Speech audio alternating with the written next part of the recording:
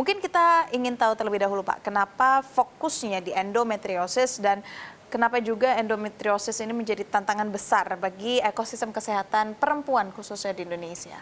Oke, nah ini cukup menarik pertanyaannya. Kenapa endometriosis menjadi tantangan terbesar ya? Karena kalau Safina tahu sendiri, endometriosis itu sebenarnya sebagai silent disease. Kenapa silent disease? Karena banyak perempuan di luar sana itu masih menganggap nyeri haid itu adalah hal yang normal.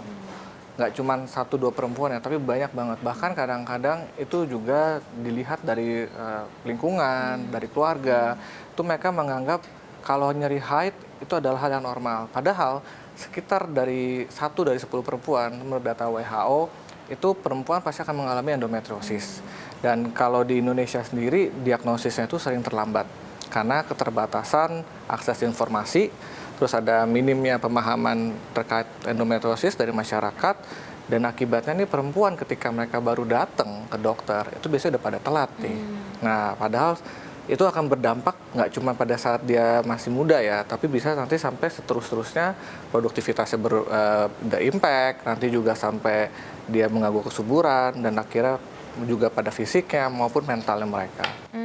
Oke. Seberapa besar endometriosis ini bisa berpengaruh terhadap kualitas hidup, produktivitas, kesehatan reproduksi perempuan di Indonesia? Nah, seperti yang tadi saya jelasin nih, ini beban endometriosis itu sebenarnya sangat-sangat signifikan. Kenapa?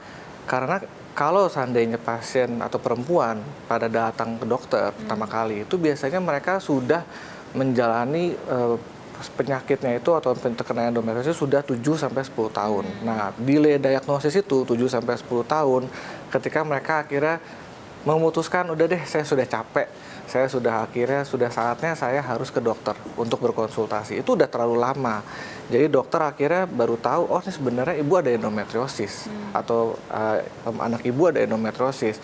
Nah, itu bukan hal yang gampang sebenarnya. Perjalanannya pun ketika sudah terdiagnosa sampai dia nanti ditangani, dan itu butuh perjalanan yang cukup panjang. Jadi para perempuan di luar sana itu yang menderita penyakit endometriosis ini, ketika didiagnosis mereka harus menjalani terapi. Dan ketika mereka sudah merasa baikan, kadang-kadang mereka, udahlah saya stop, saya sudah baikan. Padahal semestinya mereka harus tetap menjalani terapi. Kalau bisa, karena sebutnya penyakit kronis ya, jadi bisa long life treatment sebutannya. Jadi ketika dia sampai mencapai menopause, maka dia akan terus terkena endometriosis ini. Gitu. Jadi intinya bukan hanya masalah kesehatan, tapi mempengaruhi produktivitas seperti yang saya bilang tadi, juga kadang-kadang bisa mempengaruhi kesuburan si wanita itu sendiri.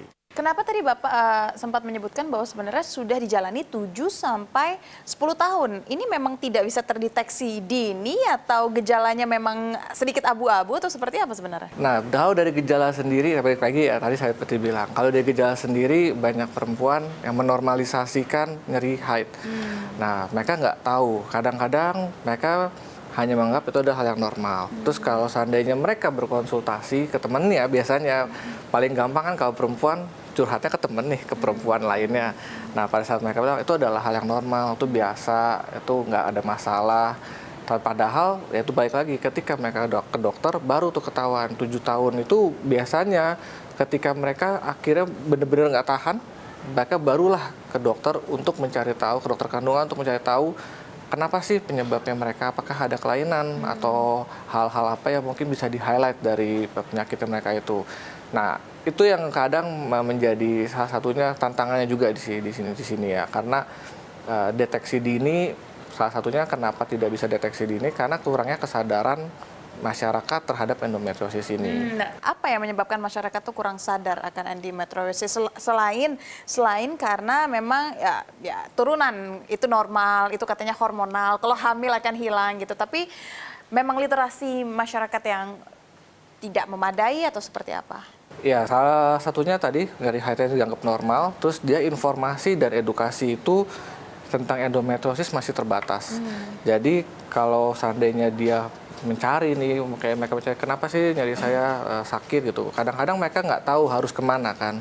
Akses informasi itu masih terbatas, jadi masih belum lengkap. Jadi dan apakah valid atau enggak informasi itu, sumbernya apakah kalau dibuka itu beneran terpercaya atau enggak sih? Nah, kita juga sebenarnya dari Bayer itu ada dengan komunitas. Jadi ada komunitas endometriosis Indonesia Jadi komunitas ini juga membuat kayak disease awareness ya. Jadi kayak bagaimana sih edukasi-edukasi terkait endometriosis ini. Nah, kita juga pengen edukasi tentang endometriosis bisa lebih cepat, bisa menyebar lebih banyak, dan tentunya untuk mendorong deteksi dini itu. Jadi deteksi dini memang tuh penting banget. Kenapa? Karena perjalanan usia produktif itu kan bisa dibilang perempuan usia produktif 18 sampai 35 tahun ya. Itu kan cukup panjang tuh 17 tahun. Nah, kita pengen nih semakin cepat dia dideteksi, semakin cepat ditangani, maka kedepannya juga akan semakin baik buat Oke, worst case-nya kalau endometriosis ini dibiarkan akan mengarah kemana, Dok? Waduh, kalau seandainya dibiarkan ini sebanyak hal ya sebenarnya. Tapi kalau yang pasti, kalau seandainya dibiarkan, dia akan menurunkan kualitas hidup seperti saya bilang. Kedepannya mungkin bisa mengganggu kesuburan dan juga dia mengganggu mental, bisa menjadi depresi. Karena apa? Karena ketika mereka menganggap nyeri yang sudah tidak wajar ini tidak bisa dilepaskan dari hidup mereka. Jadi mereka akhirnya mengurung diri tuh biasanya. Jadi mental depression juga. Terus nanti tentunya ketika dia terus endometriosis itu bisa menjadi berat ya, endometriosis berat, nanti akan mengganggu ke kesuburan. Dan nanti pada saat konsultasi ke dokter kandungan biasanya sudah telat. Wah, ini sudah telat nih Bu, kita harus coba cara lain dan lain-lain. Kadang-kadang kan kasihan ya seperti itu, dengan edukasi yang kurang akhirnya dia malah telat ke dokter. Oke, dari sisi medis sendiri, apa sebenarnya tantangan utama dalam menangani endometriosis secara klinis di lapangan? Secara klinis tadi seperti saya bilang, tantangan terbesar itu adalah bagaimana kita bisa mendorong deteksi dini. Kenapa? Karena diagnosis delay itu memang nyata. Nah, kita selalu melihat nih diagnosis delay itu bisa 7 sampai 10 tahun karena perempuan masih menganggap normal. Dan ketika dia dianggap sebagai penyakit kronis, mungkin para perempuan itu pada saat divonis endometriosis, mereka nggak mengerti apa sih itu endometriosis, kenapa saya didiagnosis, apakah itu berbahaya, apakah itu bisa mengancam jiwa dan lain-lain. Endometriosis ada penyakit kronis, yang perjalanan panjangnya itu sering menjadi tantangan.